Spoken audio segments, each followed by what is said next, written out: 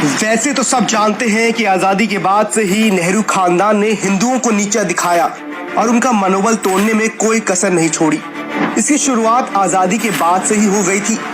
मुस्लिम तुष्टीकरण के नाम पर कांग्रेस हमेशा से हिंदू विरोध की मानसिकता से ग्रस्त रही है। नेहरू खानदान शुरू से ही हिंदुओं से नफरत करता रहा और हिंदुओं को तोड़ने का प्रयास करता रहा। देखिए गांधी परिवार द्वारा हिंदुओं से नफरत के 9 सबूत। सबूत नंबर 1, आजादी के बाद जब वल्लभ भाई पटेल ने सोमनाथ मंदिर के दोबारा निर्माण की कोशिश शुरू की तो जवाहरलाल नेहरू ने इसका लगातार विरोध करते रहे।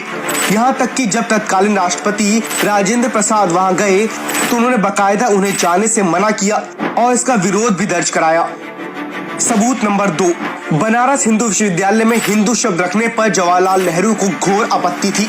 उन्होंने इस शब्द को हटाने के लिए कहा था। पंडित मदन मोहन मालवीय पर दबाव भी डाला गया। हालांकि उन्होंने अलीगढ़ मुस्लिम यूनिवर्सिटी में मुस्लिम शब्द रखने पर कोई आपत्ति नहीं जताई।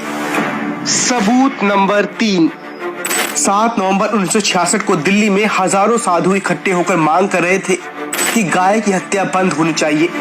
इंदिरा गांधी किसी भी कीमत पर गौ हत्या बंद करने के मूड में नहीं थी। फिर क्या था, दिल्ली में ही इंदिरा गांधी ने जलियांवाला कांड दोहराया और जनरल डायर की तरह हजारों साधुओं के ऊपर गोलियां चलवा दी। इस गोलीबारी में 6 साधुओं की मौत हो गई। यही नहीं, उस समय गोभक्त माने जाने वाले गुलजारी लाल नंदा को इंदिरा गांधी ने गृह मंत्री के पद से हटा दिया। इस घटना के बाद इंदिरा गांधी कई राज्यों में चुनाव हार गई थी। सबूत नंबर 4, नेहरू गांधी परिवार कभी राम मंदिर निर्माण का समर्थन नहीं करता, बल्कि राम मंदिर के निर्माण को लेकर सुप्रीम कोर्ट में होने वाली सुनवाई में भी कांग्रेसियों ने रोड़े अटकाने का काम किया।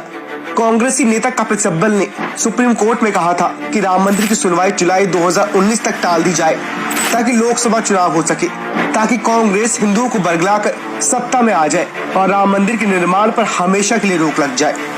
सबूत नंबर 5, 1990 में जब कश्मीर में कश्मीर पंडितों का कत्लेआम किया गया, उन्हें अपने घरों से भागने पर मजबूर किया गया, तब कांग्रेस हाथ पर हाथ धरे बैठी रही। यही नहीं, कांग्रेसी ने तो वहां पनप रहे अलगाववादियों का समर्थन भी करा। सबूत नंबर 6, 2007 में कांग्रेस सरकार ने सुप्रीम कोर्ट में हल्फनामा देकर कहा था कि राम, सीता, हनुमान और वाल्मीकि काल्पनिक किरदार है, इसलिए राम सेतु का कोई धार्मिक महत्व नहीं माना जा सकता। सबूत नंबर 7, कांग्रेस ने ही पहली बार मुस्लिमों को हज में सब्सिडी देने और अमरनाथ यात्रा पर टैक्स लगाने का पाप किया। गौरतलब है कि दुनिया के किसी भी देश में हज पर सब्सिडी नहीं दी जाती, सिर्फ कांग्रेस ने भारत में ये शुरू किया। मोदी सरकार ने इसे बाद में खत्म कर दिया। सबूत नंबर 8, कांग्रेस अध्यक्ष राहुल गांधी ने एक बयान जारी कर देश की आबादी को चौंका दिया जब उन्होंने कहा कि मंदिर जाने वाले लोग लड़कियों को छेड़ते हैं। हिंदू धर्म में मंदिर जाने वाले लोग लफंगे होते हैं। लोग मंदिर में जाते हैं, मत्था टेकते हैं, देवी की पूजा करते हैं। आपको कोई बहन कहता है, कोई मां कहता है,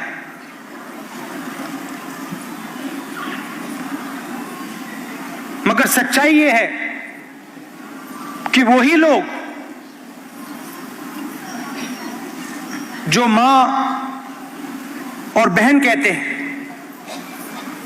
वही लोग आपको बस में छेड़ते हैं, वही लोग आपको दबाते हैं। सबूत नंबर 9, राहुल गांधी ने विदेश जाकर यह फैलाने की कोशिश की कि लश्कर से भी ज्यादा कट्टर आतंकी हिंदू होते हैं। जब तक आज तक ये बात सामने नहीं आई कोई हिंदू आतंकी बना हो।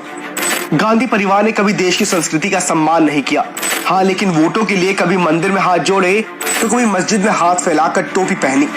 इससे अंदाजा लगाया जा सकता है कि गांधी परिवार सिर्फ चुनावी हिंदू है, इससे ज्यादा और कुछ नहीं। इंदिरा से लेकर राहुल सब ने सिर्फ हिंदू धर्म और देश के देवी देवताओं का अपमान ही किया है।